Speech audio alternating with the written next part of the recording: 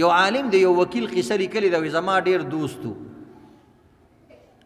و یو ځل هغه قسم وخوړلو چې د نن نه پس به زه د دروغو مقدمه چې کوم دی نه لړاو او د دروغو کیس به بالکل نه علم. نو اکثر خو نن سبا د دروغو کیسونه یو میاشت کېناستو، یو کال په دې کې کېناستو، بس هلته به یې مچان شړل او یو قسم وله نه راتلو.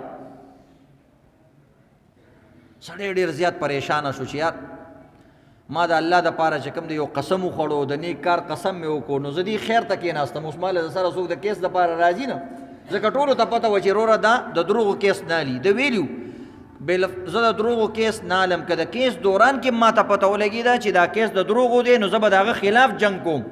نو چا داسې سړي ته څوک کیس وروړي؟ بیل مجھے مار.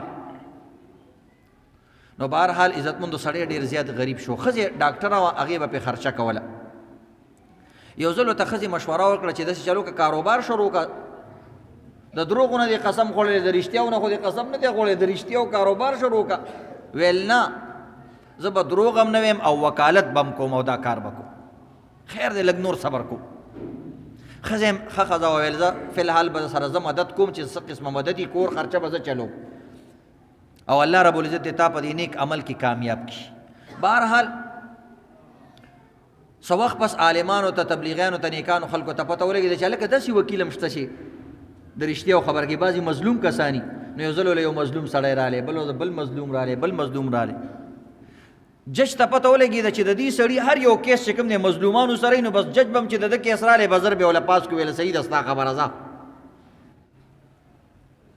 نو عزتمندو بیا مالداره خلکو ته هم پته ولګېده. مالداره خلکو کې هم بعضې داسې مظلومان وي، په یو بل باندې هغوی ظلمونه کړي وي، نو مالدارو کې مظلومان وي، نو مالداره خلکو ته هم پته ولګېده. نو چې کوم صحیح کیس به او رښتینی کیس به دله به راتلو او ډېرې زیاتې روپۍ به ورکولې زمونږ کار وکړه، او هلته به چې عدالت ته کیس لاړو نو فوراً به د ده کیس خارجېدو، ځکه دا جج ته پته وه چې دا رښتینی سړی دی او د قسم خوړلی دی.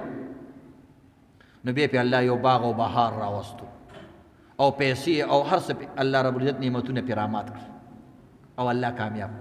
تر دې پورې هغه مولانا صاحب وی بیا اخره کې چې کوم دی هغه نور تعلیم وکړو او دغه رنګې څه د هغه ترقي وشوله او بیا په خپله باندې جج جوړ شو.